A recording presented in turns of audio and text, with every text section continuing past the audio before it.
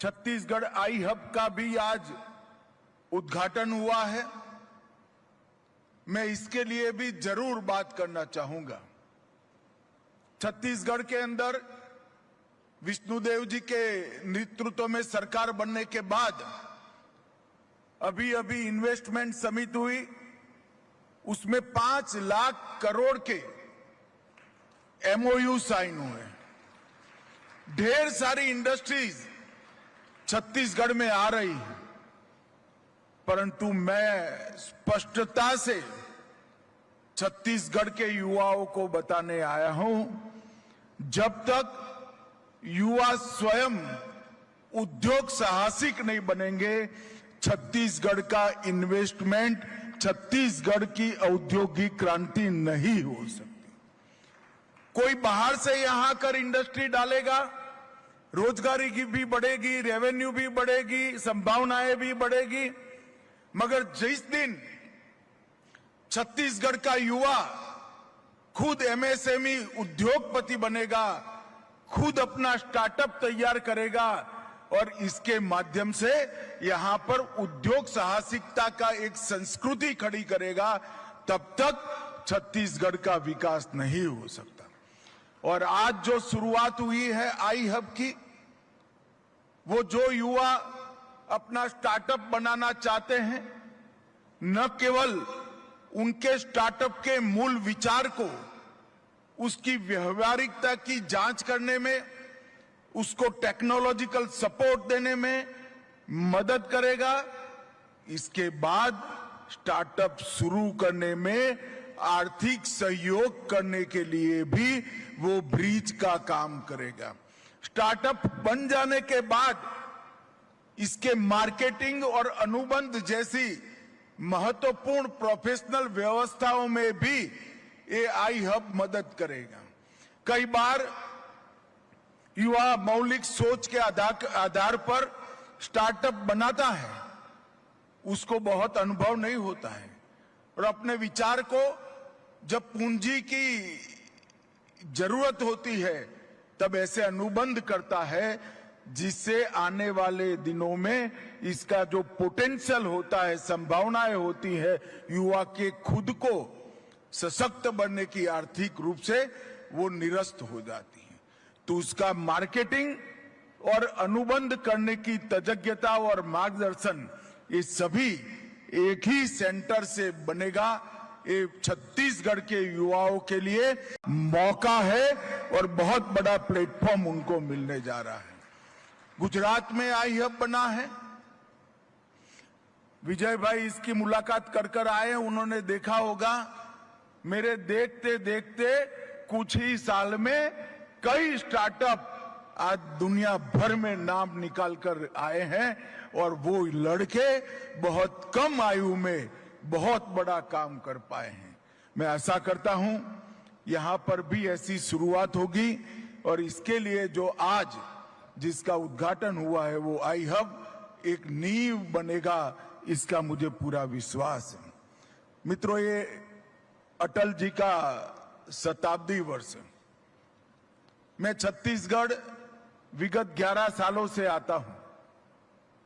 छत्तीसगढ़ में मैं बिल्कुल विश्वास से कह सकता हूं कि छत्तीसगढ़ को बनाने का पूरा श्रेय हमारे नेता श्रद्धेय अटल जी को जाता है, जिन्होंने छत्तीसगढ़ को बनाया था। और अटल जी ने छत्तीसगढ़ बनाने के बाद छत्तीसगढ़ को संवारने का पूरा श्रेय अभी के प्रधानमंत्री और देश के नेता श्री नरेंद्र मोदी जी के जा।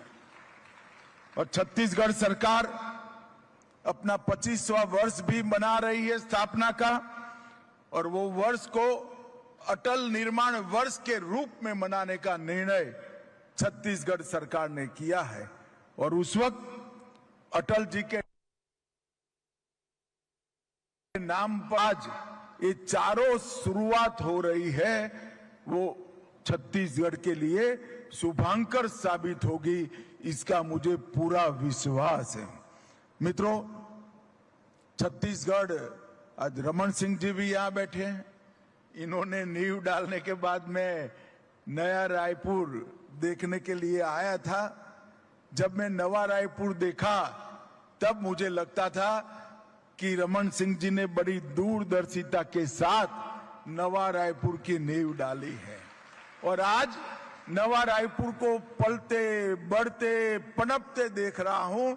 मुझे निश्चित रूप से अब विश्वास हो गया है आने वाले दिनों में सबसे आधुनिक और सबसे हरियाली राजधानी में हमारे नया रायपुर का स्थान होगा, इसका मुझे विश्वास है। पिछले 1.5 सालों में विष्णुदेव जी के नेतृत्व में छत्तीसगढ़ ने दिन दूनी रात चौगुनी प्रगति की है, मगर छत्तीसगढ़ में विष्णुदेव जी की सरकार और छत्तीसगढ़ के गृह मंत्री विजय जी का सबसे बड़ा उपलब्धि है तो एक रुका हुआ नक्सल विरोधी अभियान को उन्होंने द्रुत गति से चलाया और छत्तीसगढ़ को नक्सल मुक्त करने की दिशा में आगे बढ़े। और मैं जनवरी से देख रहा हूं, सरकार बनी उसके दूसरे महीने से ये दोनों ने नक्सल विरोधी अभियान को न केवल धार दी, समय समय पर इसका मार्गदर्शन भी किया, पुलिस बलों का, सुरक्षा बलों का हौसला बढ़ाया और मक्कमता के साथ ये लड़ाई को लड़ने में बहुत बड़ा योगदान दिया है। मैं भारत सरकार की ओर से हमारे छत्तीसगढ़ के गृह मंत्री विजय जी और मुख्यमंत्री श्रीमान विष्णुदेव साय जी को बहुत बहुत साधुवाद देना चाहता हूं। और मैंने छत्तीसगढ़ में ही कहा था, यही नवा रायपुर में कहा था, अटल नगर में कहा था कि 31/3/2026 ये देश नक्सलवाद से मुक्त हो जाएगा।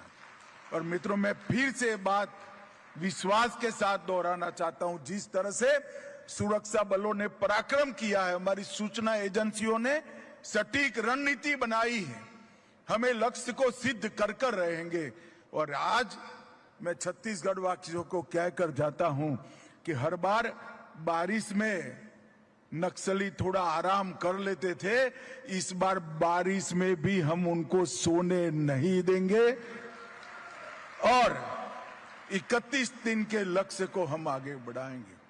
मैं फिर से जो नक्सलवाद के रास्ते पर भटक कर चले गए हैं वो सभी युवाओं को अपील करना चाहता हूं कि बहुत लुभावनी सरेंडर पॉलिसी विष्णुदेव जी ने बनाई, आइए हथियार डाल दीजिए और नए छत्तीसगढ़